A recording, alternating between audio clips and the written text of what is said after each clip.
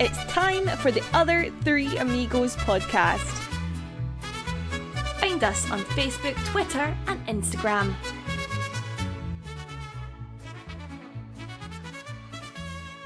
Hello and welcome to Season 6, Episode 1, Episode 325 in total of the Other Three Amigos podcast. I went from retiring at the end of last season to now hosting the first episode of the new season, so that was the shortest lived retirement in history by the looks of things. It's hard to believe it's Season 6. Jesus Christ almighty, where has the time gone? 3 relegations, 2 promotions, numerous arguments, fights, fallings out with people at the club, people outside the club, other clubs, other fan bases, other managers. But look, we're here to do it again for another season and see who we can fall out with this year. On that note, someone we definitely won't be falling out with has joined us tonight. We're delighted to welcome Guy Branston to the podcast. Now, for those of you who don't know, Guy is our new football advisor to the Board of Management, Simon Grayson's agent. Guy's 420 senior league appearances spanning 15 years in the UK, according to Wikipedia.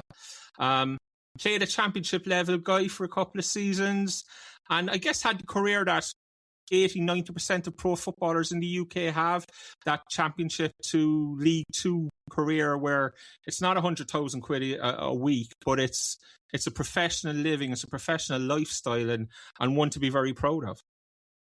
Yeah, I had a great time. I like to think I played a few more games than it mentioned, but I like to think I played a few more years. It felt like I played more years than it said.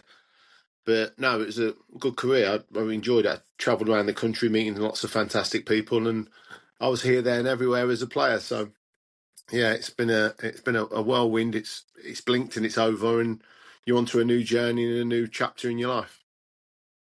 You said you were around the country, played for lots of different clubs, met different people. Is it a tough lifestyle? Because we always look and say, "Oh, pro footballer, you know, you're living that life." But as you said, you're a lot of times continually on the move, different parts of the country, uprooting family, everything else. It's good, but is there aspects of it that are just very, very tough on a professional footballer? I was different. I probably had a really different career to most. I had 14 loans as a player. And obviously you can't do that now. Again, in a reputable, turnover like I did, because it was a massive amount of loans if you look at anyone's career. But yeah, it was tough at times, and there's lots of hotels on your own and travelling around the country being on your own, and you getting to know different people and different scenarios. But it is what it is. It's a professional environment. It's a dog-eat-dog world, and you've got to look after yourself in it. And I was capable of doing that, luckily. And I ended up going from move to move, pursuing different situations and different reasons why I did it.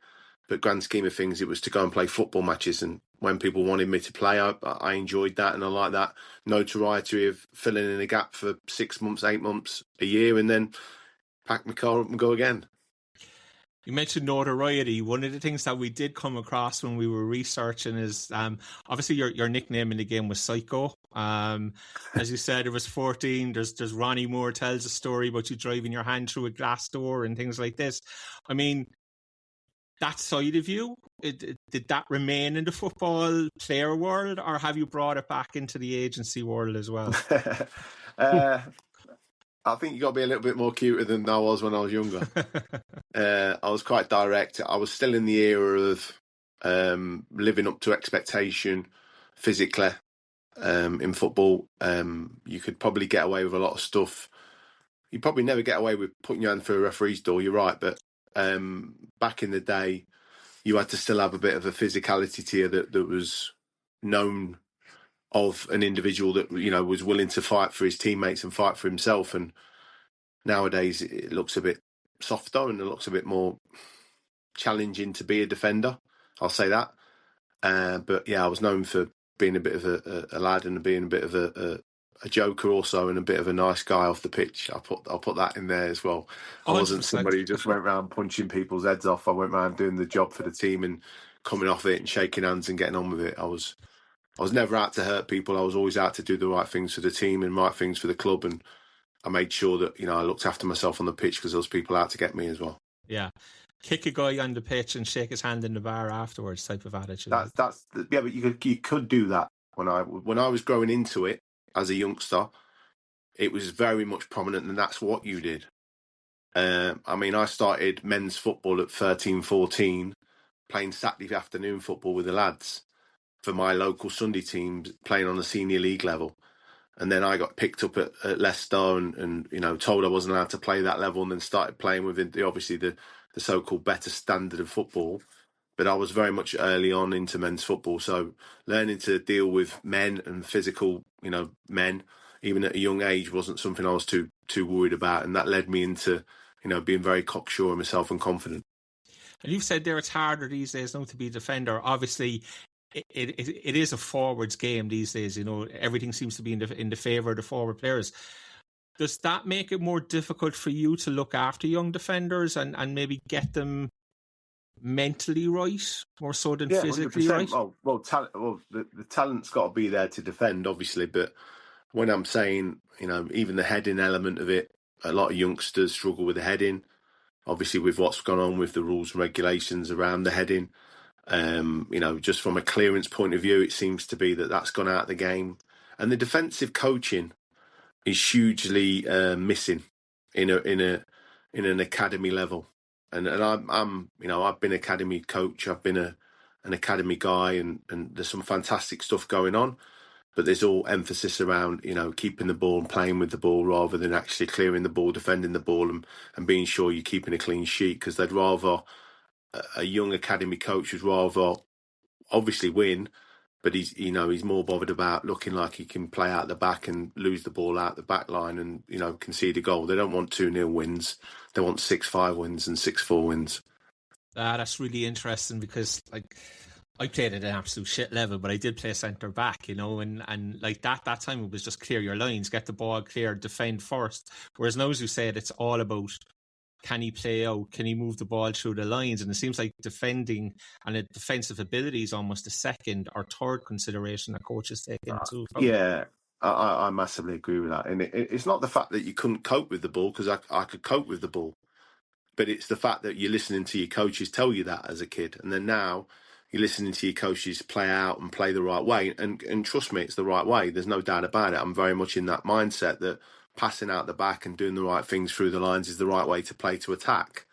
But if it's not the right style of play against a team that's causing you problems with a deep press and a really fast press, sometimes you've got to put it over the top, defensively, just to clear your lines into good areas and put the ball into good areas. But the basics of defending in an academy are massively missed, and the basics of defending, even at senior level, are seeming to be missed as well, because you're looking at some of these lads doing the basics of clearances, not even passing or clearing your box when you're clearing a header, or not even clearing the ball cleanly away from your box, and then it's causing a throw-in, and the throw-in leads to a goal. And you're thinking, if you'd worked on your basic, individual sessions of clearing balls with both feet, or, making sure it got distance and height and away from your goal, Jesus, come on, let's just get back to basics, right? They're the first things I was fundamentally taught as a kid. Make sure you defend first and worry about the ball second. But, it's flipped on its head massively, and I think they do go away from thinking them sessions are boring. I could do this all evening. I genuinely could on this subject, but we can't. We have to move it on. Guys, I should say I'm joined by the York, Deck Carey, and Scotty is back with us as well for the year. Guys, if there's anything you have, just jump in. But I'll just continue. Guy, obviously, we've said you're Simon's agent. Can you just take us through that relationship with Simon, where you first met, how you know him, how long you've known him, and how long you've represented him as well? I was lucky enough to play with Simon at Leicester. I wouldn't say I was in the first team, because I wasn't. I was in and around the youth team at the time. He treated me with unbelievable respect, and I mean that. Hence, I've still got a relationship with him now. Over the years, he's grown into his career, obviously, on and off the pitch as a different sort of manager. I've played against him as a player in his teams and against his teams, and I've kept in touch with him purely down to the fact is he was always a good lad to me, and always a good somebody that kept in contact, as social media came into it, and as we grown in our little career paths, he was somebody that come to us when I became the agent the first time, because he was previously working with my old agent when I was a player called Lee Philpott. we worked into getting him into our new agency, which is Game Changer, and he's been with us ever since. And that's something that I think shows the mentality of the man, the quality of the guy, and the fact that we have always seemed to get on with the way he's had his career, and he's never changed, sort of thing. He's gone and done really well in Championship level, League One level, and he's always been on the end of a phone if I needed him. He's always had a willingness to share numbers if we've needed it, and he's always had a willingness to communicate with us because of our backgrounds and our mentality towards him. And Lee was his best man at his wedding, and I've been working on some of his foreign cases and projects, and me and Lee share the so-called work, but predominantly the stuff that I've been opening up to him recently has led us to get really into his career and into his path, because he's gone on the foreign route and he's been tapping into my network and my contacts to try and get other opportunities that excite him, and this was something that really excited him. And Guy, I guess just on that note, I guess before the whole concept of becoming involved with Cork City came about, like, what was your knowledge of the League of Ireland? Maybe did you come across the League of Ireland as a player? Did you get the opportunity to come across maybe, are you agent to League of Ireland players, or like what's your kind of, I guess, association with the league or knowledge of the league, the area, your general history with it? I bet some fans would probably think nothing, because I'm obviously an English agent. But no, I was joining Gareth Farrelly when he was Bohemians manager. I was playing against Sligo on a regular basis with Keith Alexander, and Cookie was over there, and I think you give yourself a bad reputation of not Englishmen knowing who you guys are with your standard of football. I think you've got an excellent standard of football. I think the level's incredibly high. I think there's some really talented young lads coming through that system, and I think Cork's been on the radar of mine for very many years, from trying to buy it in, I think it was, I'd like to say 17, 18, that we was trying to get a group together to buy it, to then coming over with Cove Ramblers and being involved in some of the takeover talks that they've been involved with over the years recently. So I've been in and out of Cork now, I'd like to say about 10 times, 15 times as recently.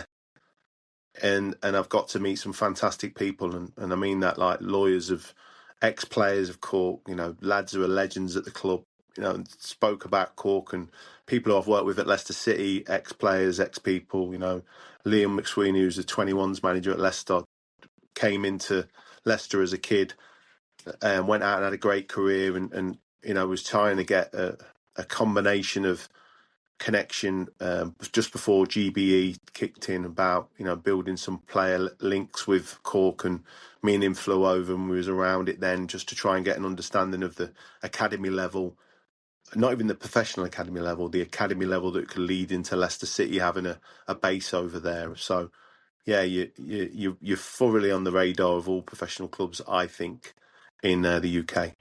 And Guy, you mentioned there about possibly like looking to put together a group to take over the club, and like that's ultimately what Dermot Usher did in 2020, the end of 2022.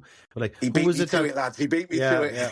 A couple of years later. But who was it that you would have been speaking to back in like 2017? You said there around that time about possibly taking over the club, and like, no. Can you give us any details to that, or like? No, I can't. I'll be honest with you. It's not that I don't want to give you any details on actually speaking to the guys. It was highlighting Cork. It was understanding what Cork was about. I worked with a multi-club opportunity, which was highlighting, in my opinion, real vibrant academies that were making and creating players that could fit in the UK model as a pathway, but then also work with the top 5 leagues. And I'd identified Charlton at the time, which was one of them, Cork another one, because I was working in the youth department of Leicester and working with other members of staff that really had highlighted clubs that were going to go probably to the next level with their academies. And that was from, say, it's hard to explain it over in probably Ireland, because we have a structured tiering system, don't we, for our academies? And UEFA hadn't really structured the so-called categories for the Irish clubs. It was kind of, the Irish clubs classed as, I think, either a category 3 in Europe, but we were obviously working off a category 1.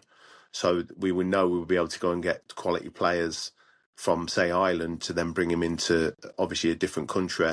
But then, obviously, GBE kicked in and obviously Brexit kicked in for us as a UK club or a UK entity, a business. Yeah. So we was looking at identifying clubs in and around the European route. And I've been a big fan of Irish football for a long, long time, hence that I was trying to get our guys to go out there and have conversations and have structured conversations before the money ran out, before the so-called funding ran out. Yeah. Is there any chance you could put a group together to take us over now? I think I'll be honest with you. Don't answer that, I don't mind. Listen, I'm not fearful of answering anything. I'll be honest with you, but if the time was right, I think it'd be a fantastic football club to go and get. And the reasons it is because of the location, the locality, the production line, the area. Like, it's a beast. It's been a beast, and I mean that in a really positive light. Yeah. I know a lot of ex-players that are in the mix, in and around it. They're crying out for it to get better. They're crying out for it to go forward. And I'll be honest with you, I think that where you can take that club is right back into the mix of the 5 or 6 that now have got incredibly high budgets. Yeah. And it's very, very difficult to get it back to that level unless you've got crazy investment, because it's took a long time to get going since I was looking at it. And it's thereabouts with the guys that are in and around it. And I still think, football's a lot more intricate than people think when they're in the so-called fan base, to really look at the dynamics around it on what makes a football club tick on a daily basis. That's true. And look, I'll just say, that was a little facetious of me, but obviously this podcast doesn't get on with the current ownership and things like that. So you have that element. But one of the arguments has always been from certain sections of the fan base is if Dermot Usher was to ever move on, there would be nobody to take over the club. Whereas we've always argued that if Dermot decided to move on, you would have maybe 15, 20 genuine groups with money who would be interested in taking over the club. We never knew about any of the stuff that you've just mentioned. So it sounds like that our hypothesis that if Dermot ever decided to move on, there would be people willing and queuing up to have a look at Cork City, investing, buying Cork City. So that's not a fear that the fan base here should really have, in that if this owner moves on, we're going to be left stranded high and dry. You inform me then, right? I'm a novice to your level compared to you guys, right? We look at your football and your level and your standard as an unbelievable opportunity to invest because of the connection with America, the connection with us, the links that we have, the demographic that we are, the people that we are. The standard of football is very, very high within the academy levels. The kids that are being brought from there on a regular basis into the top 5 leagues, right? And recently, Arsenal £1 million for the Shamrock boy, and the variables of the lads going over to Germany from the Cork Academy, and all of that background stuff that, I know of from a basic football man, right? But when you're talking to investment groups, like I have done millions of times now and spoke to lots of people around the Irish level, they all see it as a gateway to build a relationship with the US. And that's why you see the Americans and you see people investing in America, investing in Ireland from America, and the big tech companies in and around Cork, right? And that's the amazing thing. And I'm right in saying that, that's not just the only city they're investing in, right? Because of obviously the links they've got. And sport over there, it ain't just football.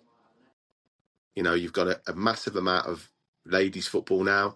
You've got a massive amount of GAA. You've got a massive amount of other sports that you're playing. Rugby, yeah.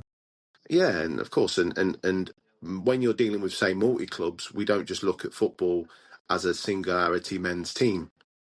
You're looking at the whole entire picture of what it could be created to sell shirts, sell season tickets, take it to the next level technology-wise, take it to the next level education-wise, and then move it on into other, outreach branding. Do you think we'll be used as a kind of a stepping stone were the mistakes to be made by these investors, or is it genuine kind of potential they see? Because like in Cork, I always say that there's about 3 or 4 clubs in this country who have no ceiling. A lot of clubs do because of the population and the, where they're located, whereas we don't have a ceiling. But do you think that the investment would be a tester, or is it genuine prospects? Again, it depends what investor you get, mate. I'll be honest with you. So I've spoke to numerous investors. They have their own little ideas or mentalities or methodology about what they want to do. And whenever we spoke about clubs, they've all got individual stories like players, right? They've all got individual ideas on what you're doing with the club and why you're doing it, and for whatever reason, the investor might want to do this and the investor might want to do that. Me personally, and this is my own personal opinion, I think if you're going into Cork, you don't give it a third or fourth space in your multi-club. You give it predominantly top space. You work off it as a non-ceiling. You work as it as something with huge potential that could absolutely be in Europe in a couple of years' time, challenging for Europe. You're selling players into Europe, curating good academy players, playing them good academy players, making more money off them good academy players, and then branching out into Ireland like English clubs do with their academies. I mean, I'm in Leicester. We've probably got 6 or 7 different Premier League academies in this region, constantly around our players. I'm saying our players because I'm a Leicester fan. So, it's why can't Cork do that and go and get players in and around the region and spread out the region? It doesn't have to be so segregated as you think. It can mean that they can go into different regions and different areas. It doesn't have to be a silly amount of driving time for the kid and his parent, but you can go and get even more players and produce more players as you go, because players fit in different criteria and different demographics that probably fans don't sometimes see. So he might not fit an Irish level, but he might be already suited for a German level. So you sell him early or you sell him later. And trust me, I've had all these conversations. So I've had long-winded days listening to people about it. It's fascinating stuff, and it's not like when we were preparing, it's not even something we thought we'd be talking about. But we might just take it back to Simon being here, Guy. Of course. Like, how did that come around? How did that come about? I mean, there's a Cork City Preston connection that has been quite strong for a number of years. Trevor Hemmings was pretty close to taking us over at one stage, then unfortunately he passed away. And Dermot stepped in and took us at that point. Are the Annas of this, or are they somewhere in Preston and somewhere in that relationship between Cork City and Preston, or has it come from somewhere else completely? I don't think it materialised because of the Preston connection, because listen, we've all got relationships, we've all got club relationships, we've all got friends in the game. My mentality around Simon was moving away from being a manager. So me and Simon had a long chat in the summer. He went to Hartlepool. He wanted to give it one good last crack at being a manager. He enjoyed his opportunity of being a manager. He wasn't 100% about the Hong Kong opportunity that I got him as a national team manager, because of the travelling and things like that, being away from his family just at that time, because it was purely down to the fact that he had some things going on with his family that obviously were for Simon and his family to sort out, and he did that. And he was very pleased that that materialised, and he's a good guy and wanted to be right by his family at that time, and so we had to turn that down. And then the Nepal obviously originally came up for a short period of time to go and raise the so-called branding of their new league that they were sorting.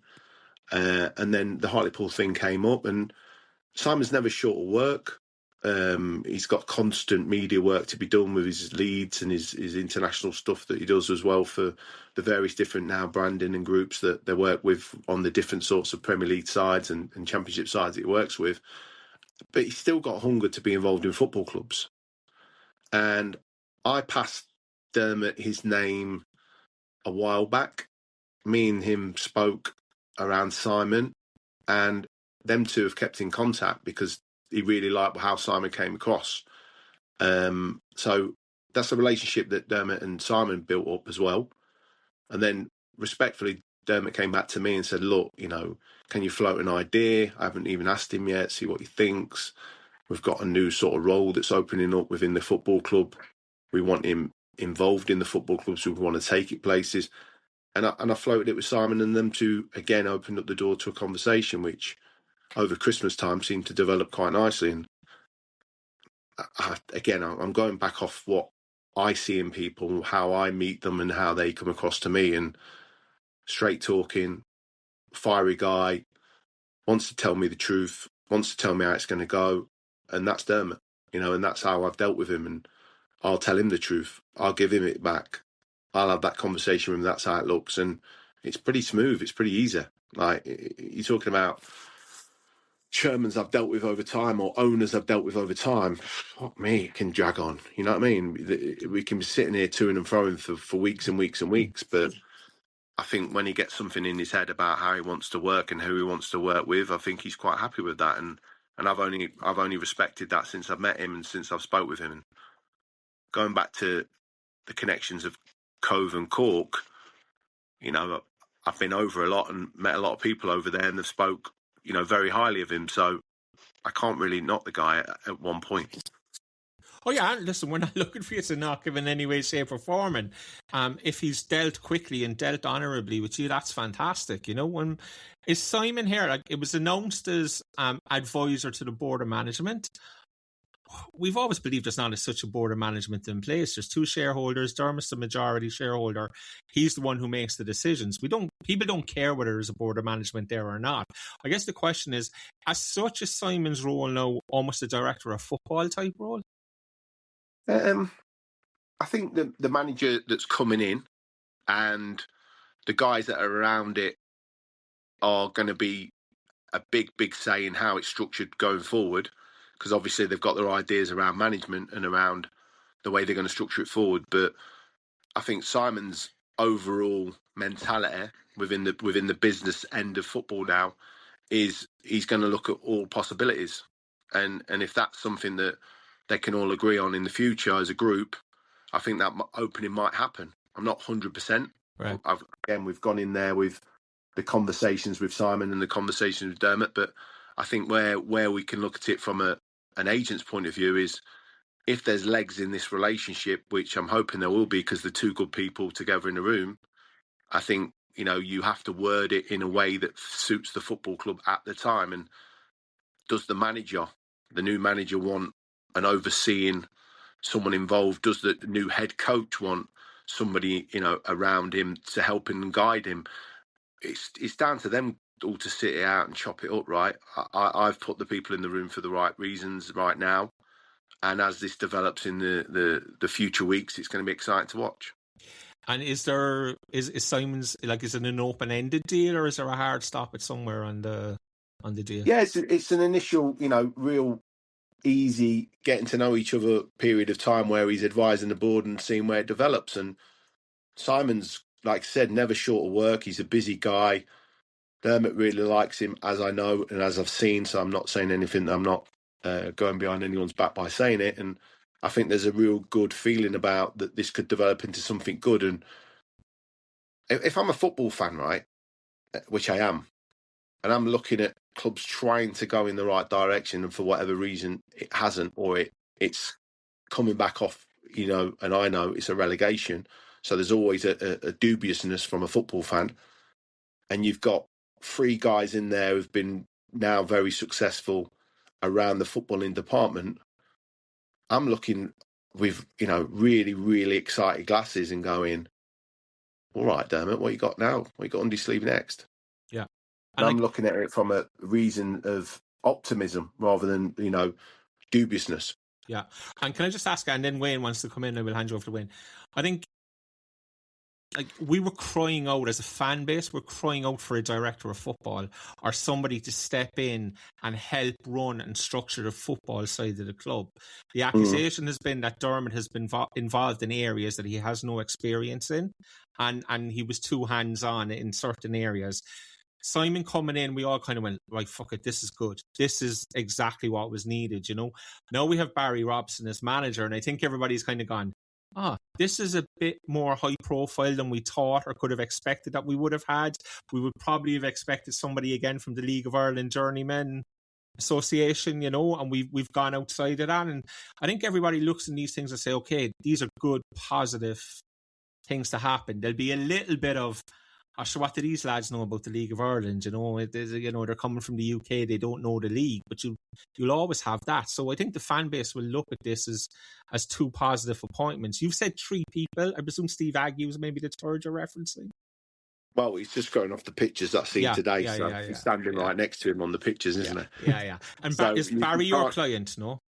No. Right. Okay. So I was Mick McDermott, who was at Cove, right? Yeah. I helped him get into Cove Ramblers. Right. Okay. So Mick came in with no Irish background. It's a tiny world, but what anyway? What? What do you mean? It's a small world. It's just like, He's 6 miles away. What do you want to do? They called me a blowaway when I turned up. I was like, what the hell? And I've been, like I said to you, there's stuff we've been talking about offline around how I got over to the original opportunity of mixing with the lads from Cork.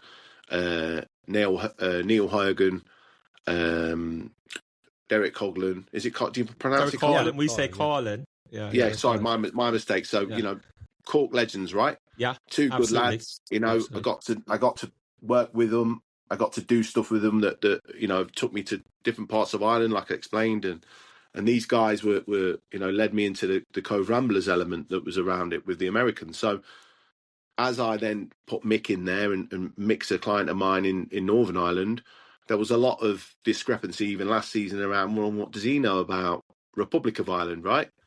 Been in Saudi doing his thing, assistant manager to Carlos Guerreras, all these different people he's worked with, director of football, but then went and got a team together that, went right to the playoffs, didn't they?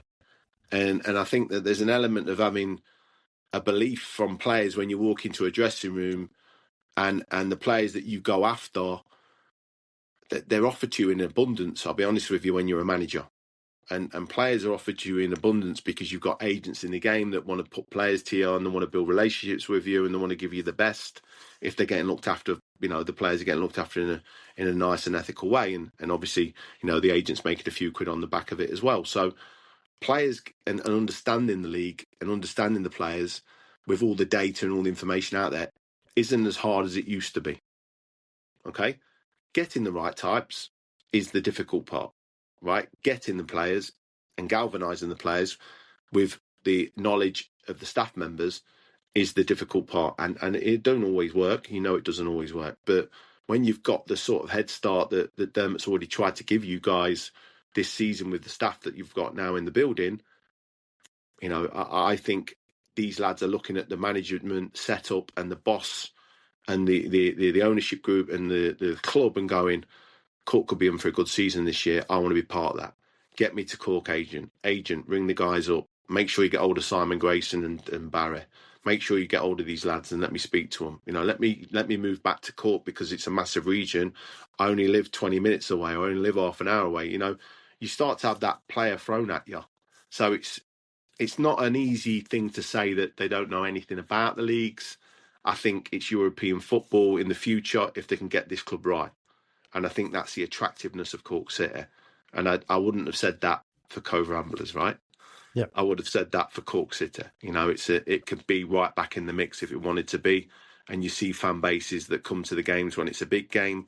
And you see the absolute non-ceiling, as Wayne said, with this football club. It's a big, big club in even abroad. You're looking at clubs like Cork City and thinking, yeah, okay, if I'm a lower league lad, I'd go over there and play, like I did with the Bohemians when I had the opportunity to speak to Gareth. I was considering it leaving Sheffield Wednesday. Scott? Yeah. First thing I noticed today at the Barry Robson announcement was it was Simon Grayson that had the spiel, not Dermot Usher. So am I right in thinking there's a shift change in the mentality of not who's in charge, but who's kind of calling the shots when it comes to the football side? And the second question is Simon going to be doing a hybrid role, work from home, or is he in Cork? No, it's. I don't think it's a shift change. I think it's. He's asked to do a role that he's willing to do. Okay. And Dermot's obviously come in and said, look, can you come and do these roles? And Simon's agreed to them. And the nitty gritty of the contract, or the nitty gritty of the stuff that doesn't need to be told online, is between them two. There'll be other roles that he does within the football club as asked, because that's what he's asked to be advised on. And I think that where the shift of power, or the shift of anything you want to say, is, he's asked on a footballing point of view around the new manager coming in, and he's had his comments because he's interviewed him and thought he's the right man for the role. And it was a very quick turnaround. And I think that there's an element there where he's a fantastic pedigree, and you will get all sorts of characters applying for the role. And Simon probably had it in mind, the level that you're looking for I would say that the level that the club's willing to pay as well. And he's probably got the best man for the role regarding all the information that he's been given. And there'll be a hell of a lot of quality people wanting to do this for ridiculous amounts of money. And when I say that, a low amount of money, because of the club stature that it is.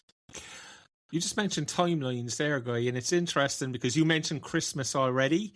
Like Simon's role was only announced last Tuesday, I think it was. I know we have Barry on Sunday, but there's no way Simon came in on Tuesday and he found Barry and got it all sorted by Sunday. So in terms of timelines, it's obviously been going on behind the scenes with, as you said, maybe since Christmas.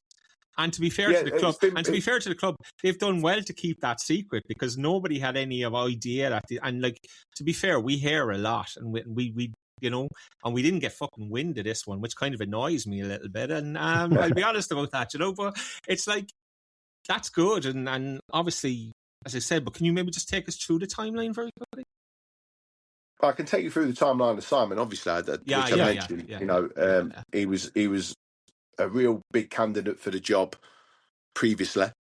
He liked the idea of the job previously. It wasn't the right time family wise with him. What you're hoping? As in managing? Oh no, it was just because if we had appointed Simon last June or July, I don't think we would have been relegated. The last managerial appointment was the most horrific managerial appointment. We wouldn't be as invisible as we are right now. In the history of football. There's just no getting away from that, right? Let me back Dermot up then, right? Let me back Dermot up. And you need him to be backed up here. Okay, yeah. Right? By all means. And just out of pure, I say, need for him to get a bit of breathing space, yeah? Yeah. He come to me around Simon when I announced it, because I'd spoke to him last summer. I think it was, what we're on now. Yeah, so obviously January now. Last summer, and probably just before the summer, of having a coffee with him, purely because I was in the region. Yeah. And I've met, like I said, some real big people in Cork, and some real good people, and I wanted to meet him. And he was willing to meet because of my history in the area with some really good people. So he was willing to meet, and I said, look, I've got this player, I've got this guy, I've got this person working with me now. And Mick had gone in obviously he started to go in with Cove, and he, what else do you do? What else do you do? And obviously he's seen that I had Simon, and we were just chatting about Simon, and maybe that's where the so-called Preston connection came.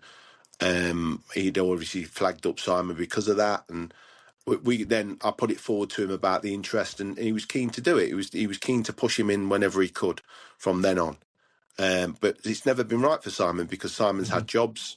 It's not right to push him forward when he's got a job, but he will get identified for other roles, and he has been identified for other roles. And when the opportunity arose over the Christmas period of time, because of the end of season now, and people were in and out of jobs and things like that, then there was a hunger and desire to see if Simon would be involved in any shape or form.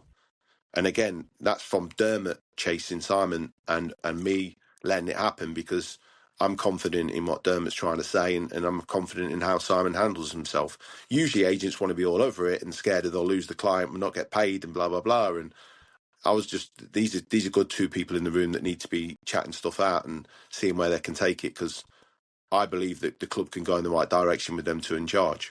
And do you know what? That's brilliant for us to hear as a fan base, because it's the knock against Dermot has continually been he's involved in areas he shouldn't be involved in and doesn't understand. You know, when there was a fan protest the night of the FAI Cup semi-final against St. Pat's, which we went on to win 3-0.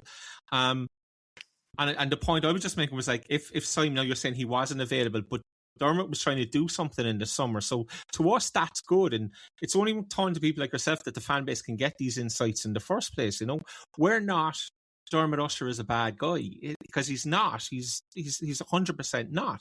He's just somebody who's come in and probably, in our opinion and in the fan base's opinion, got too involved in areas he shouldn't really be involved in.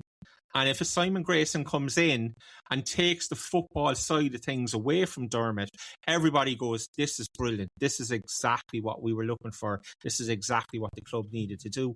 And Dermot will get all the credit in the world for acknowledging that and doing it and putting somebody in there like Simon, who was more than capable of filling that role. I would say this comparison to an element where I'm working and had worked with Leicester City with another member of staff that's, you know, gone through the same process I think the fan base sometimes, and a lot of fan bases, I think the fan bases want to see a certain story that's not actually there. And I think when you're talking about European ownership groups and European owners, there's probably sometimes not enough staff, and they can't employ enough staff to actually do jobs that they can actually do themselves sometimes to save the club some money. And I think sometimes that's where it can be perceived as they're getting involved with stuff where they shouldn't be. And I don't think that's sometimes fair as well, because the picture's sometimes painted negatively if things go wrong, but you won't pat them on the back if things go right either. Yeah. So no. But that's life, Guy. That's life, isn't it? Yeah. I know. And I'm just trying to hypothesize between us, or hypothesize between us, you know, what sometimes and how sometimes it can look, because some of the negativity I've seen, again, for a guy who I worked with who was a fucking genius, by the way, and the fan base can turn against him incredibly quickly because, you know, it can look like it's his fault when he's involved in things that he's not involved, but he's not involved in them. But people will think that, and people will then talk about it, and people will then create things, and the story will then develop. And, you know, I think that's where sometimes, you know, taking a step back and realising that sometimes people need to be involved in conversations around other things because they don't have a member of staff for that small period of time in that slot. He might need to be involved in it, and he might just need to cover someone's back because the lad's missing, or the lad's not in the so-called department where he needs to be. And I think there's a lot of people wanting to be involved in Cork City, which is positive. And I think a lot of people want to be around the club because they love it, which is even more positive. And how many shows you guys had now of this actual this is 325. So I'm a you know, a businessman. I want to market myself to a Cork audience. I want to make sure I hit a nerve with some of the fans to realise that we're good guys coming into the building. And that's why I came on this podcast. And I think that, you know, sometimes if you can look at it from that point of view, that you're that popular, you're still doing this after 300 and something appearances for some of the stuff that you've said in the past that you've even told me offline that, you know, can be perceived as another way. There shouldn't be any fear when new guys come in and try and make different noises. And it should be seen as a breath of fresh air that they're trying to change things. This is what we wanted for the last 3 years. People to come in. What, me coming on? No, people, at the football club, getting people in like Simon in, thinking outside the box and getting others involved getting football people involved is what we wanted. This is about the first. Yeah, I respect that, Wayne. But what I'm trying to say, even from a defensive mechanism for the guy, it is his money. He's got to do it his own way, right? He's got to support his own family. He's got to protect his own investment. But when you're getting involved in a club, as you say, the size of us and the ceiling in comparison to the league, you need people who know the game to be involved. You can't use it as throw something at the wall and see what sticks. We had 3 years of that. And this is the first positive podcast in a long time. And it generally excites me when I saw Barry Robson. I was generally excited when I heard Simon Grayson. And it does seem very positive. And it's exactly what we've been crying for 3 years, is some other people who know football, know more than us, know more than the owners, getting involved and sorting out what was a shit show for the last 3 years. So this is positive. It's great to hear this. Good. Yeah. No, well, it's nice to be on. Yeah, I'm kind of. I'm not stunned, but I'm just like I'm kind of in the. I'm sitting here talking to Simon. Talking to Simon Grayson's agent, Barry Robson's manager of Cork City, and kind of like just a little bit of like, oh, what the fuck's going on here? All of a sudden, like, you know, this is good stuff, and I think like the regret was like my regret 10 minutes ago about June and July was just, if it could have happened then, maybe there's a good chance we wouldn't have been relegated and we would be a step up the ladder. Like, we now have to get ourselves promoted, which, with all due respect to every other club in the first division, I was somebody saying the end of last season, I'm not sure we'll go up. And now I look at the squads and I look at the other clubs in the division and go, how can we not go up? Like, it's almost impossible that we don't win that division. But it still is taking another year. And you've talked about Europe going that, you know, so everything now just has an extra year added to it at a minimum, you know, and I think there's a frustration in the fan base that maybe if there was a different manager appointed in June, we might have stayed up and we'd be a step further up the ladder than we actually are. I think that's basically where. And add to that, like, I think once people listen to this guy, they're going to be very optimistic, especially with, you know, to touch on what Wayne said there, and to be fair to yourself, Guy, like you mentioned being over in Cork a good few times, and you've got some friends in Cork. You mentioned Neil and Derek and things like that. But like, I suppose we're all over the online community of Cork City fans. There's forums. There's, you know, as Declan said, there's been protests at games and things like that. Like, we're so in the weeds of all the different various complaints and issues around the club. But like, this is refreshing to hear. And I think what's more positive about it, and as Deck said, is, all right, it's a pity we have to jump that rung of the ladder now again to get back to the Premier Division, and then another year maybe to stabilise our place in the Premier, and then, as you alluded to there, try and push on to get to Europe. But I think the optimism is there now if we can maintain that structure of, you know, a good, experienced manager now coming in, and, you know, he'll have different perspectives, new contacts, you know, agents with a new type of player maybe that we can bring to the club that will fit in with the DNA. And then you've got, you know, Simon, who's hopefully, in a medium to long term perspective, will take that football leadership role then in the club that, you know, people have been crying out for the last couple of years, as Declan said. And it was part of Dermot Usher's mandate when he took over the club that he was going to bring in a director of football. He tried to do that at the beginning and it went pretty disastrously. And maybe he got a bit of a fear of that role then, maybe, and thought then maybe he should be a bit more hands on. But and then obviously things, as you said, 2 relegations. But you know, this is all refreshing what you're saying, and it's good to hear. And I think it'll hopefully build the optimism with the fan base, because it's certainly something the fans need and deserve. Like, it, as you can imagine, Guy, like, it's been a miserable 2 or 3 years supporting the club. I was over when you was in the so-called first division. I apologise, I call it the championship from time to time, because that's funny. Mentally what it's about. They probably will rename it to that eventually, knowing the FAI and their branding efforts and all that. Yeah. I watched Cove versus Waterford. I seen what the guys have done at Fleetwood, and obviously with the Waterford element of it. I've been around the club at Waterford. I've done a lot of Irish stuff in and around the leagues of Ireland, and working with Ireland football is difficult because it doesn't, you know, always come with riches, but it's definitely an environment where you want to be around, because there's other ways that you can, I would say, make the opportunities for yourself with, you know, some of the standards of player and also ownership group that wants to come into that level. And I think that where Dermot obviously has been around that level now for a long, long time, he's looked at other things and looked at good opportunities that he's got in front of him now and acted on it. And I think that's, you know, a positive thing that you guys are saying, positive things about it. Yeah. I just go back to how it's perceived over here at Cork as a football club, and how I've gone into, you know, it wide open and gone over and put the time in and the effort in to give my client the full ins and outs of it. And he's bet on it because Simon's, you know, in my opinion, a really experienced manager, and also, you know, ownership leader and some leadership manager, and understands boards and understands different dynamics around that. I think he's gone in, took the opportunity because he believes in it as well. And when I've done the work behind the scenes to give my client that, and it's starting to turn out how it's already turned out in the last couple of days. I think there's, hopefully he gets a real big pat on the back for the work he does when he moves into the so-called fan-based meetings that I'm sure he's going to be coming up against in the future, which are always exciting because I've been in a few myself over in the time as a player and a staff member. So when you talk about, fan bases and protests and things like that, that to me is like overriding passion. And sometimes, yes, it needs to be better guided.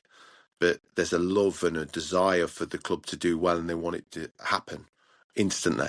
And unfortunately, it just doesn't happen. And hopefully, with the things in place now that are there, there's a real support mechanism around it that, I can be watching them get promoted this year and being over there again this year with many trips that I thoroughly enjoy on the expenses of the business. I apologise, I got a bit lost in the comments, but you asked the model he'll be working to. Yeah. And sorry, I'll go back to that. My understanding again, and this is my understanding. Simon's his own man, right? I'm not his boss. He does what he does, and he sets it up with Dermot, and Dermot's happy with what they've agreed to, and he'll go over when he's ready to go over when he needs to go over. And I imagine that there's a bit of media work to finish off, and then he'll come over when he needs to come over. But currently, he's not. He's not an employee of the club. Mm-hmm. He's not somebody that's going to be, sanctioned to be there every day.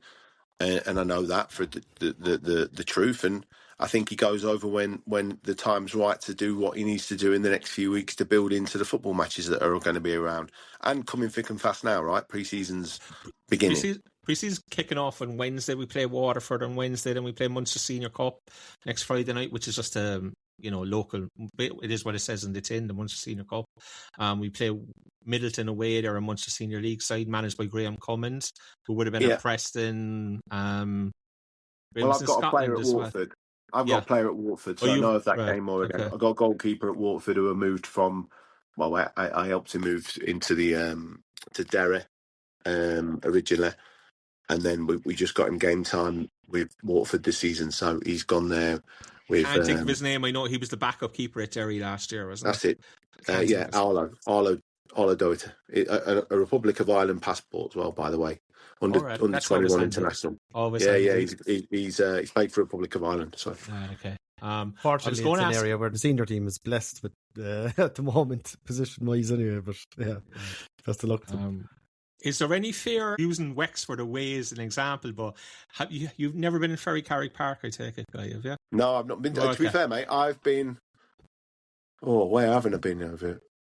The only place I probably haven't been in it's probably that one and Kerry. I've not been to Kerry yet. Right. Okay. I'm in Dublin. I'm in Dublin next week. All right. Okay. Well, look. Tell them all I was asking for them, and they're big fans of mine up there, really. Especially Shamrock Rovers. So. Like Ferrycarrig Park is 15 miles outside Wexford. It's a pitch in the middle of nowhere, and there's an iron bar around the pitch. You just lean up in the iron bar, and there's 400 people there watching the match. Sounds like Cliftonville. Yeah, very much so. I'm just going to say, is there any danger that kind of stuff becomes a culture shock for Simon or even for a Barry Robson? I can't speak for Barry. I know you can't. But for Simon, no. Simon's a really down-to-earth guy. He's an entrepreneur. He's very bright. He likes opportunities and projects that excite him. He was a nightclub owner in Leicester when he was a player. He's seen different reasons to want to make money because he wasn't a millionaire as a player, because even though he played at a good level, because it wasn't that era. He got property. His lad's a player. His lad's at Gateshead. He went in as Gateshead as overseeing some of the stuff there as well with the new ownership group that was going to take over, and it didn't take over. So, if you've ever been to Gateshead, and if you've ever been to Blythe Spartans in England and places like that, watch the Welcome to Wrexham documentary. So yeah, if you've ever been there back in the day, there's lots of opportunities around football to grow or put airs on your back and make you excited, and these are the games where you think to yourself, if I come out of this alive, I'm more of a man than I was yesterday. because they're exciting games where you learn a lot about yourself, you learn a lot about your mentality and your hunger to carry on and keep turning up for work. And I think with this sort of project, it made people turn heads and look like, what are people doing here? And it was because it really excited him to go into these places and be around these projects and be in with these opportunities that you're saying. But then he's got, hopefully a cup run and a massive team comes down and there's a full house at Shelbourne or Shamrock, St. Pat's and things like that. And that's what excited me personally about signing for the Bows back in the day, because, there was an element there of, they were going to go and play in Europe. They were going to go and be around that scene that can hopefully kick on in the future and be around a full house at Cork and, be around that fan base that's so passionate about it when it's on an upward turn rather than a negative turn, right? Absolutely. I'm just laughing to myself now because you call Shamrock Rovers Shamrock, which is something we do come often, and they absolutely fucking hate it, Guy. It drives them cuckoo, So, welcome forward. You're one of us now. You're one of us now. Tweet me if you like. I'm not one of them guys that worries too much on how I say things. It's something that I don't mean in any disrespect. If you are listening to me talking, which I'll be surprised me talking, but. No, I mean, it's just like you're obviously quite hopeful. I can see it. Like you're very confident. I want to put Simon Grayson forward, would I? Yeah. You know what I mean? Like that Simon Grayson and the guys I was putting forward, options for any football club at that league. I spoke with. Who did I speak with over time? Over the Dundalk. I spoke with Dundalk owners. Ooh. I spoke with hey, good guy, by the way, John. I spoke with Shelbourne's owners over the time. Good guy again. No. It's natural rivalry. But good guys, and they're all in this to win things and be successful. And owners, owners are precarious beasts, and want things out of it that probably sometimes we don't see or don't know. But they've all got their egos, and we've all got our egos. So there's always going to be that clash of mentalities, but I'm excited about it for Simon because I know what sort of projects he likes, and this gets him up in the morning and he'll put good energy into it, which will make him successful. And this is why I like putting him forward for it. And there was an energy level from Dermot as well that seemed to fuse together to become something special. And it's a genuine opportunity for both of them to grow into the relationship and see where we take it. And if the club then buys into what Simon's thinking and Simon buys into what they're thinking, who knows where this goes?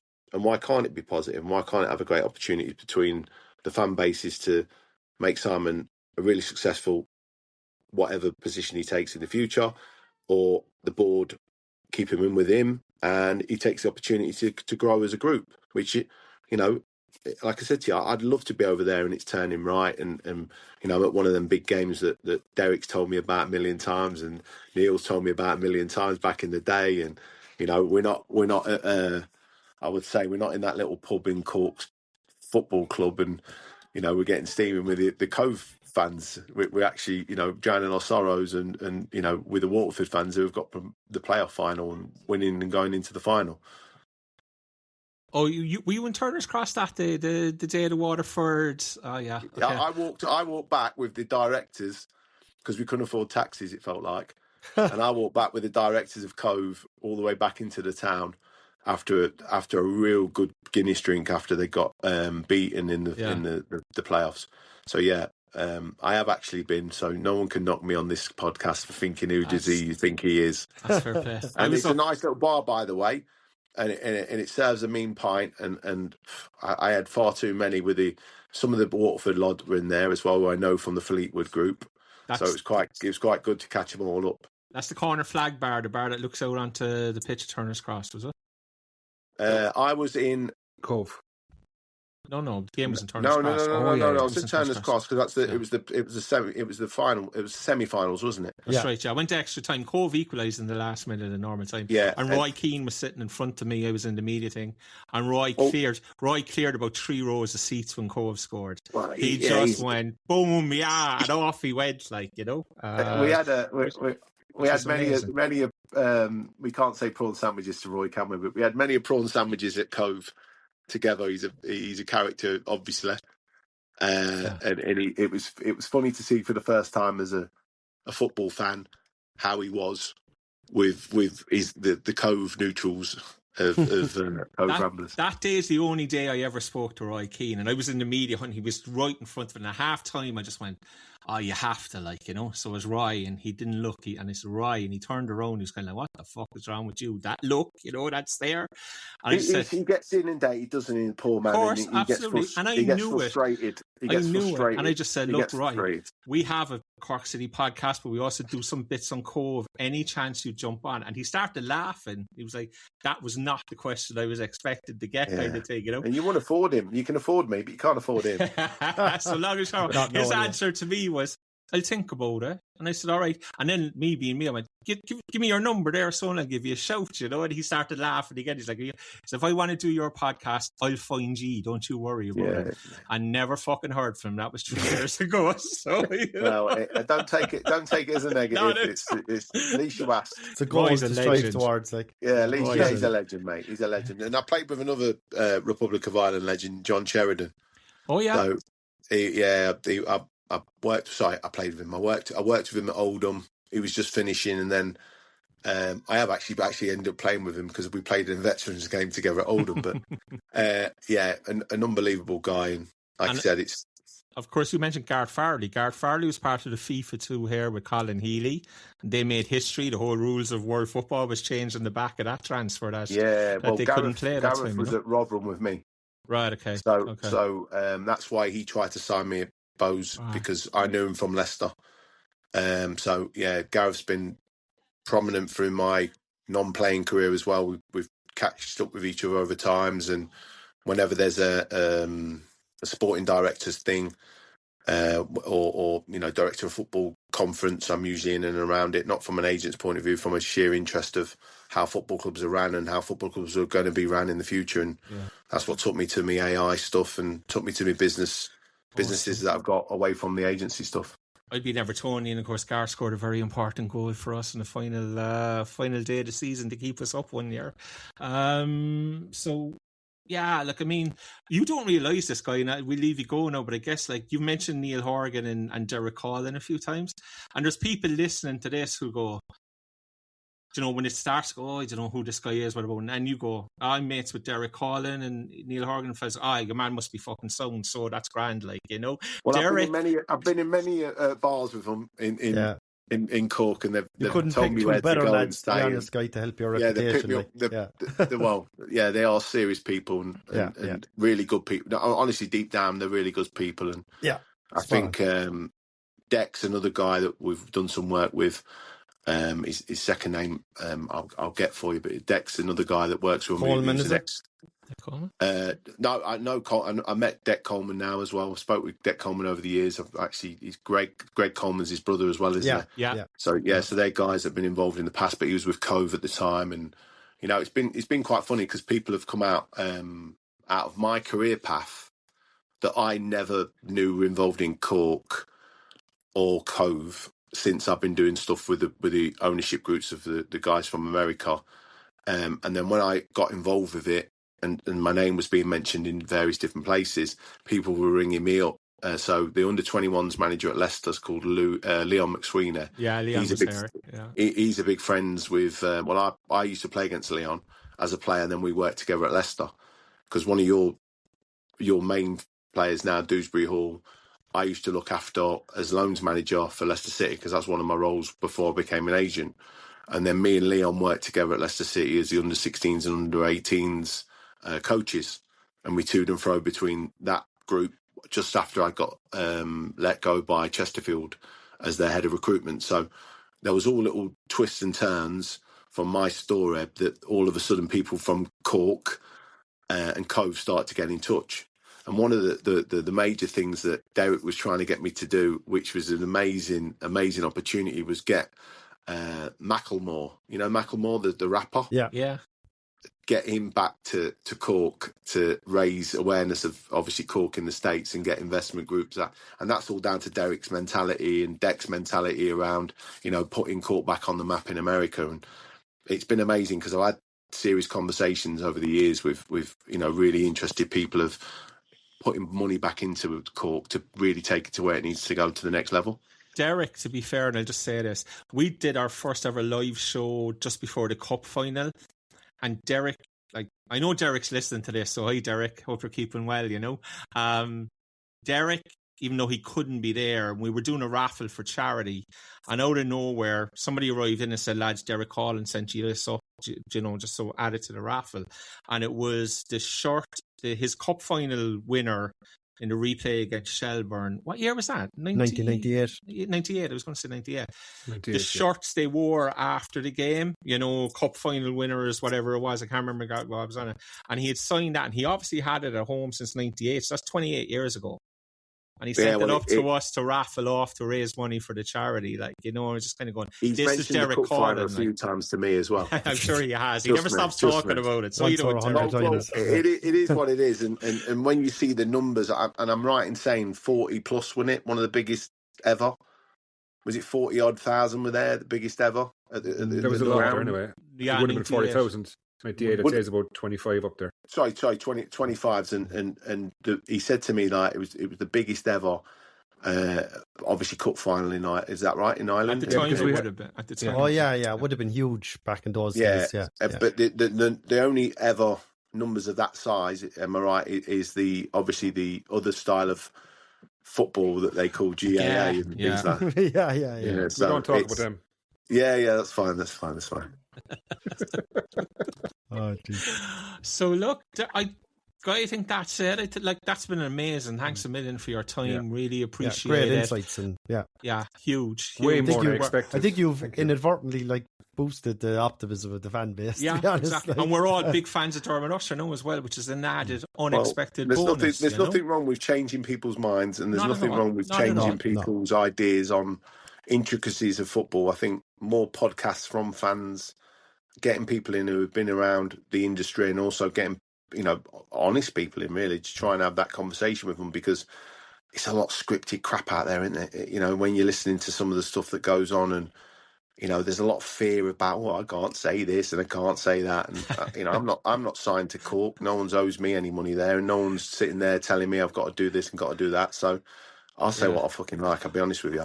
And that's our mentality. And look, sometimes the FAI don't like us because, the league office don't like us. But look, fuck it. We're here to serve the Cork City fan base, and that's what we do. And they're our only master. They're our only master, Yeah, and you've paid an incredible amount of money over the years to go and watch the team that you love, and you bought the kits, you bought the stuff for the family, and you've been around the club, and you want it to do well. And I know that 99% of fans' hearts are in the right places. And when you're putting the time and effort into all the shows that you've done and all the opportunities you've done to give the show up, but you've kept going for the last year, like you said, Decky, and obviously Wayne and Declan, it's a great place to be able to listen to this and be part of this. So thank you for having me on. You're more than welcome, sir. And look, hopefully we'll have you back again when Simon signs a new 3-year. I'll be doing the live one the way this is going. 3-year deal, etc., etc. I'll be doing a live one in 100%. In the end of season bar. Where was my favourite bar in Cork? We only pay in points, though. That's all we can offer. Yeah, no worries in that. No worries in that. Thanks, Guy. Listen, thanks a million for your time. I much appreciate it. Beautiful. No problem, fellas. So look, we'll leave it there. Patreon listeners will get this on Monday. You'll be listening to that. We'll leave it out in general release on Wednesday, and we'll be back probably 3 weeks, I guess, guys, before we start hitting into the season. Yeah, maybe earlier if the club throws some more dramatic news at us, like manager announcements, player announcements. You never know. Yeah, we react. First Division champions 2026. I'm optimistic now again. Yeah, I know. Yeah. What is this? What is this feeling? I haven't had it in a long time. Next time we have a bad run, we're going to get you on to cheer us up again, I think. Yeah. So, guys, thanks a million for listening, and until next time, Adios. Adios.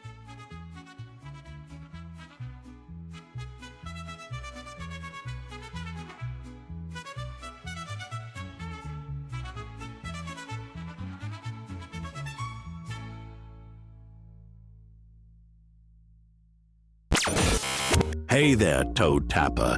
This podcast is sponsored by NordVPN, and we have a deal of a lifetime. So listen up. Are you still surfing the web with all your personal info hanging out? That's like going to Fountainstown with your Mickey dangling for all to see. But fear not, my digitally exposed friend. NordVPN is here to hide your pecker. With NordVPN, you can cloak your online presence faster than the club counts gate receipts. Say goodbye to those pesky ad trackers and hello to streaming shows from all over the globe. Want to watch a dodgy stream without it buffering? NordVPN might just make it happen. And hackers trying to steal your data? They'll have better luck finding Kimberly Mikado in the tea room. NordVPN's got more layers of security than the VIP section on match day. So what are you waiting for? Get NordVPN today and surf the web with style, security, and a sprinkle of quirkiness. Go to nordvpn.com/TOTAP for our exclusive deal. It's practically free. You miserable.